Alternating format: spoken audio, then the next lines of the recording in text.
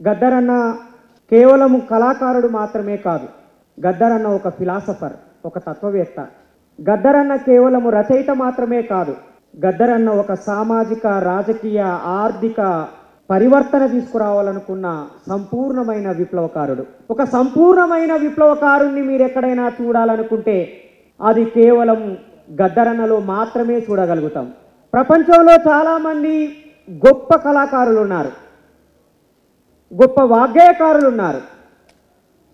మనం అందరము ఎవరిని ప్రశంసించాలనుకున్నా 3 పేర్లని ప్రధానంగా రెఫరెన్స్గా తీసుకుంటాం. ఒకరు మైకేల్ జాక్సన్, తనకన్నా ముందు వాడైన పాల్ రాబ్సన్, మూడొక వ్యక్తి బాబ్ మార్లే. ఈ ముగ్గురు చాలా గొప్ప కవులు, వాగ్గేయకారులు. కానీ ఈ ముగ్గురు గద్దరన్నతోటి సరిపోల్చగలిగిన వ్యక్తులు కాదు, కళాకారులు కాదు. వాళ్ళని అవమానించడం నా ఉద్దేశం కాదు. గద్దరన్న కేవలం కళాకారుడు కాదు, ఆయన ఒక సేనాని, ఒక సాయుధ సైనికుడు. సాయుధ సైనికుడు మాత్రమే కాదు, ఆయన ఒక ఫిలాసఫర్. అంతేకాదు ఒక క్రమశిక్షణ కలిగిన, నిజాయితీ కలిగిన, బాధ్యతాయుతమైన నాయకుడు, కార్యకర్త. నైతిక పరివర్తనని ఆకాంక్షించినటువంటి వ్యక్తి కాబట్టి ఆయన జీవితం నిండా ఒక నైతిక విలువలు, నైతిక ప్రవర్తనని మనం చూస్తాం. అలాంటి సుగుణాలు ఉన్నటువంటి కళాకారులు కానీ, వాగ్గేయకారులు కానీ చాలా తక్కువ. గద్దరన్న కన్నా బాగా మాట్లాడగలిగిన వాళ్ళు ఉండొచ్చు, గద్దరన్న కన్నా బాగా పాడగలిగిన వాళ్ళు కూడా ఉండొచ్చు, గద్దరన్న కన్నా బాగా పర్ఫార్మెన్స్ ఇచ్చిన వాళ్ళు కూడా ఉండవచ్చు. కానీ గద్దరన్నలాగా జీవించిన వాళ్ళు మాత్రం ఎవరు లేరు. అందుకే గద్దరన్న ఈ భూగోళం మీద పుట్టిన, ఈ భూగోళం మీద నడయాడిన, ఈ భూగోళాన్ని తన కంఠం ద్వారా వినిపించిన ఒకే ఒక్క మహా విప్లవ వాగ్గేయకారుడు అని నేను భావిస్తున్నాను.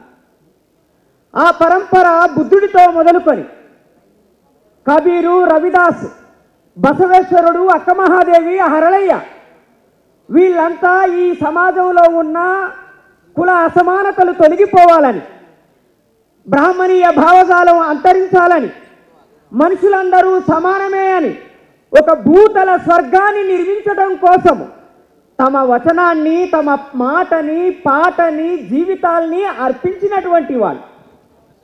బసవేశ్వరుడు, హరళయ్య, అక్కమహాదేవి ఎంత గొప్పవాళ్ళు వీళ్ళు. ఈ సమాజంలో విప్లవం తీసుకురావడానికి వాళ్ళు ప్రాణాలు ఇచ్చారు. వీరోచితమైన ప్రాణాలు, పోరాటం చేసి ప్రాణాలు ఇచ్చారు. అంత కమిట్మెంటు, అంత సంకల్పము, అంత త్యాగనిరతి, అంత నిజాయితీ మళ్ళీ మనకి ఆధునిక కాలంలో ఒక బండి యాదగిరి, సుద్దాల హనుమంతు, ఆ పరంపరలో ఒక గద్దరన్న, ఒక వంగపండు మిత్రులారా. ఈ పరంపర కొన్ని వేల సంవత్సరాలుగా కొనసాగుతున్నది. ఈ గానము కొన్ని వేల సంవత్సరాలది. ఈ రాగము కొన్ని వేల సంవత్సరాల ఆలాపన ఇది. ఆ ఆలాపనకి ఒక ఉత్కృష్ట రూపము, ఒక ఫైనల్ ఫామ్ గద్దరన్న. అలాంటి గద్దరన్న ఆలోచనలు, అలాంటి గద్దరన్న ఆశయాల్ని చర్చించకుండా కేవలం గద్దరన్న కళా ప్రదర్శన గురించి, గద్దరన్న గాన కౌశల్యం గురించి మాత్రమే చర్చిస్తే సరిపోదు. జయరాజన్న చాలా సభల్లో చెప్పాడు. గద్దరన్న హృదయాన్ని ఇలా విప్పి చూపించాడు జయరాజన్న. ఏ సమాజం కోసమైతే తాను నిలబడి, కలబడి నడిపించాడో ఆ సమాజాన్ని ఇప్పుడు నడిపించాల్సిన బాధ్యత ఈ తరం మీద ఉన్నది. ఈ తరము ఇప్పుడు పెద్ద సంక్షోభంలో ఉన్నది. ఈ దేశం ఇప్పుడు పెద్ద సంక్షోభంలో ఉన్నది. ఈ రాష్ట్రం ఇప్పుడు పెద్ద సంక్షోభంలో ఉన్నది. ఈ సంక్షోభం నుంచి ఈ సమాజాన్ని గట్టెక్కించడానికి గద్దరన్నలో ఆలోచనలు దొరుకుతాయి, మార్గాలు దొరుకుతాయి. గద్దరన్న ఫిలాసఫీలో మనకు ఒక విముక్తి మార్గం దొరుకుతుంది. అందుకని భూస్వామ్య సమాజం పతనం మీద ఆఖరి దెబ్బ కొట్టినవాడు గద్దరన్న. పెట్టుబడిదారీ వ్యవస్థ సంక్షోభాల మీద ఒక మొదటి దెబ్బ కొట్టిన వాడు గద్దరన్న. అదిగదిగో అదిగో చూడు అమెరికోడొస్తున్నాడని అమెరికా సామ్రాజ్యవాదాన్ని ఎదిరించి నిలిచిన వాడు గద్దరన్న.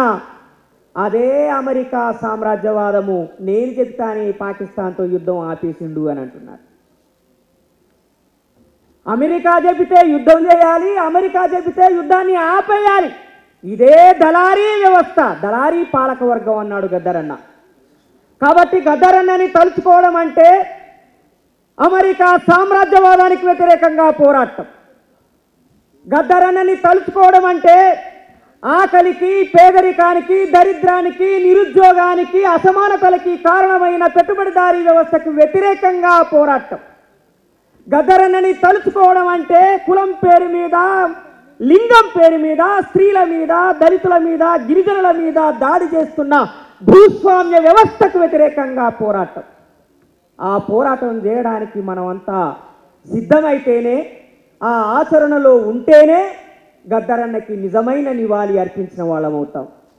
తెలంగాణ రాష్ట్రం ఏర్పడాలని కోరుకున్న గద్దరన్న తెలంగాణ రాష్ట్రం ఏర్పడ్డ తరువాత ఈ తెలంగాణని మళ్ళీ దొరలే, దోపిడీదారులే పాలిస్తున్నారని ఆ వ్యవస్థని కూల్చడం కోసం ఆఖరి నిమిషం వరకు పోరాటం చేశాడు. అదే గద్దరన్న స్ఫూర్తితో తెలంగాణ వనరుల్ని, సహజ సంపదనుల్ని, మానవ వనరుల్ని వినాశనం చేస్తున్న ఉత్తరాది పెట్టుబడిదారీ వ్యవస్థకు వ్యతిరేకంగా, సవర్ణ వ్యాపార సంస్థలకు వ్యతిరేకంగా పోరాటం చేయాల్సిన అవసరం ఉన్నదని తెలియజేస్తూ, సభాధ్యక్షుడిగా ఎక్కువసేపు మాట్లాడకూడదు కాబట్టి